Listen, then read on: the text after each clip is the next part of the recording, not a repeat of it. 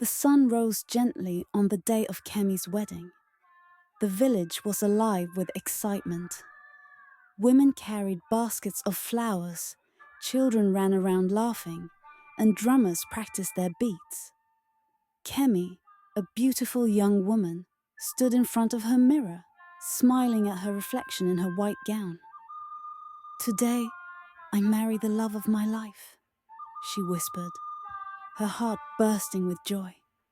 But far away, in the shadows, someone was plotting.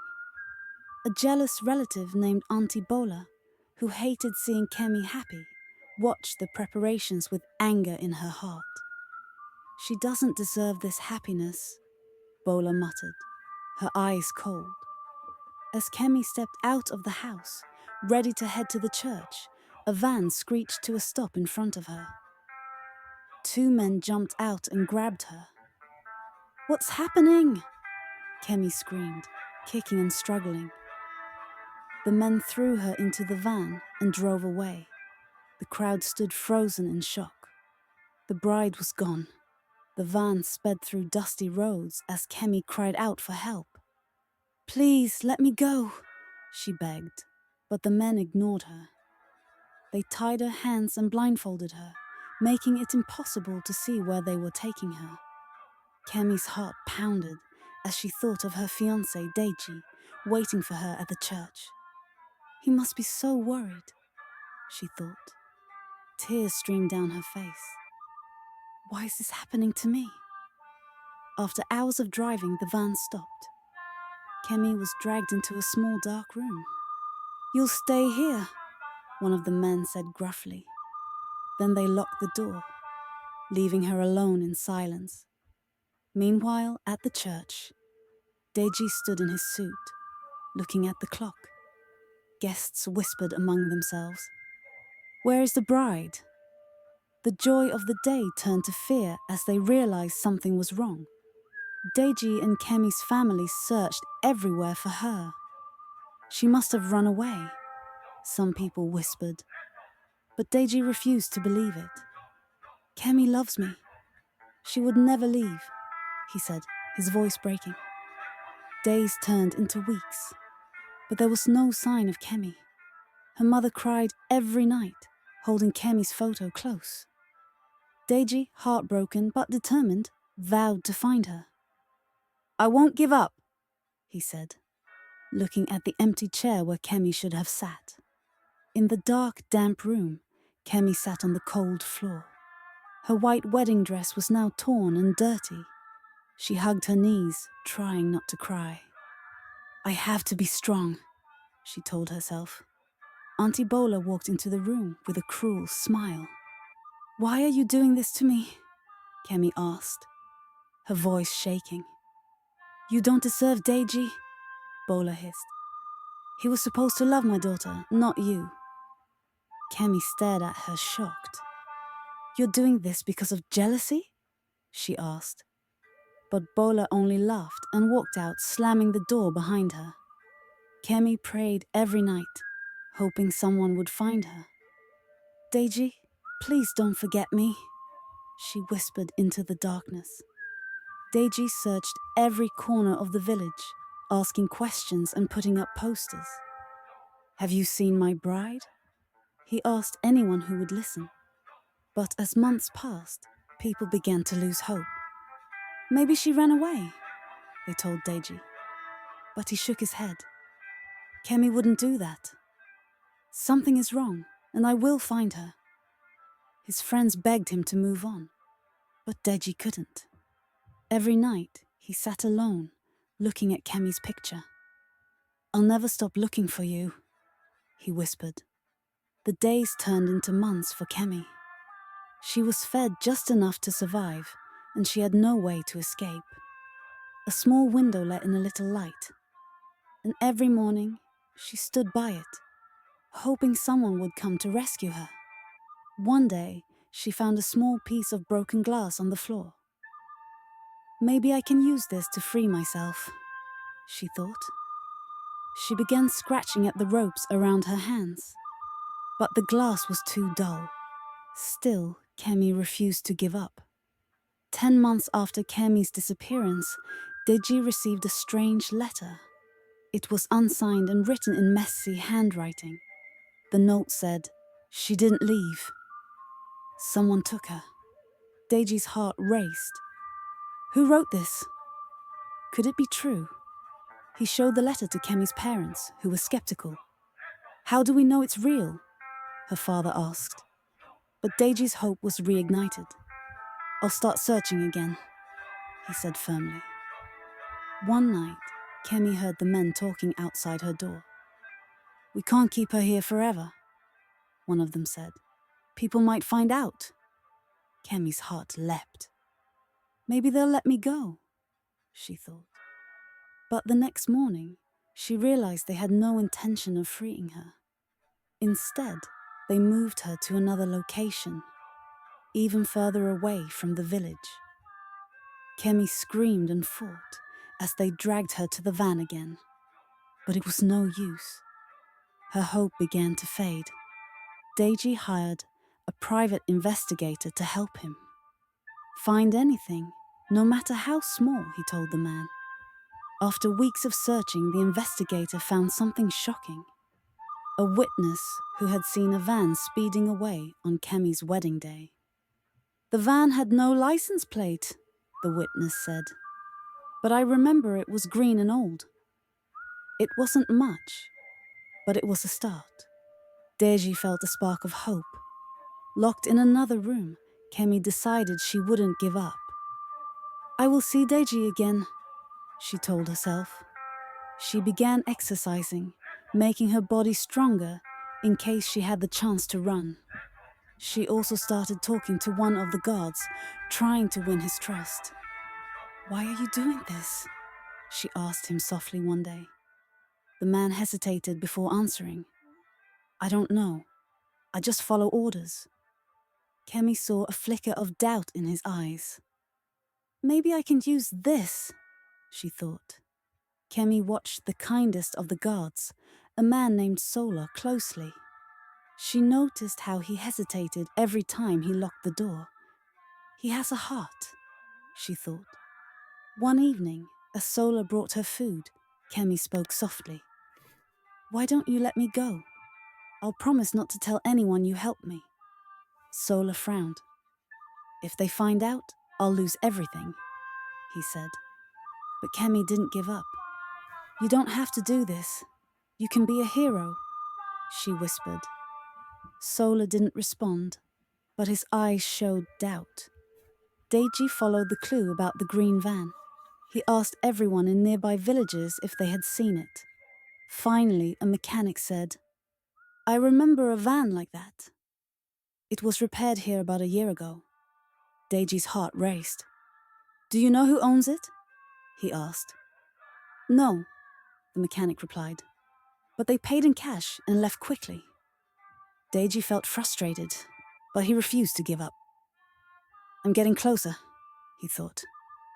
Sola began to talk to Kemi more often. "You're braver than anyone I know," he said one day. Kemi smiled weakly. "I have no choice," she replied.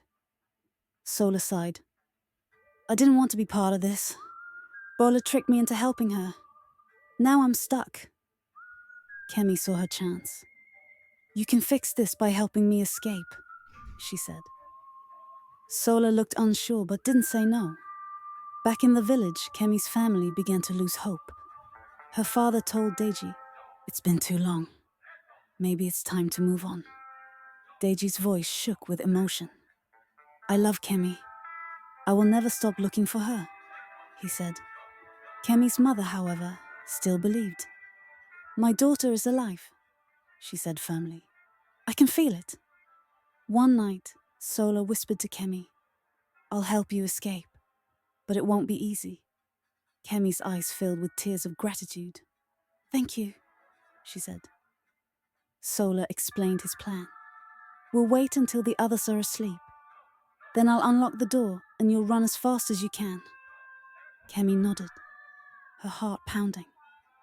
"This is my chance," she thought. The night came. Sola unlocked the door and whispered, "Go now." Kemi ran into the darkness, her bare feet pounding against the ground.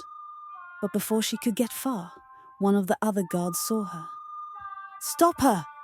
he shouted. Kemi felt hands grabbing her, pulling her back. She screamed, kicking and fighting, but it was no use. They locked her up again, tighter than before. Sola was punished for helping her. "I'm sorry, Kemi," he said, his voice filled with regret. The private investigator found a new clue. A woman who worked for Bola. The woman, scared and trembling, admitted, "Bola hired men to take Kemi. She didn't want her to marry Deji." Deji's anger boiled. "Where is Kemi now?" he demanded. The woman shook her head. "I don't know, but I can tell you where Bola might be hiding." Despite her failed escape, Kemi refused to give up. She began to observe everything about the guards, looking for weaknesses. "I'll get out of here one day," she told herself. She also prayed every night, asking God for strength. "Please help me find a way," she whispered into the darkness. Deji found Bola in a small town, living in luxury. He stormed into her house and shouted, "Where is Kemi?" Bola tried to deny everything, but Deji wouldn't let her go. "I know what you did," he said. "Tell me the truth, or I'll involve the police." Bola finally confessed. "She's alive, but I don't know where she is now. The men moved her." Deji's hope soared. "At least she's alive," he thought. The police began investigating Bola's confession. One of the officers, a kind man named Inspector Ode, took a special interest in the case.